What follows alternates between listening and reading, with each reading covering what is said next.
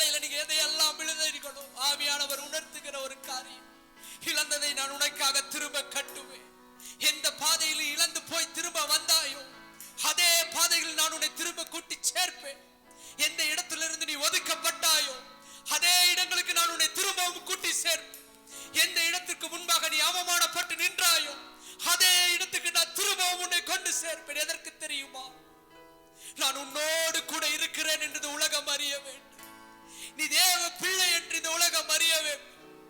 கர்த்தர் இந்த தேவ மனுஷனோடு, இந்த தேவ பிள்ளையோடு இருக்கிறார் என்று இந்த உலகம் அறியத்தக்க நான் உன்னை திரும்பி இருக்கிற பட்டணத்துக்கே கூட்டி செல்வேன்.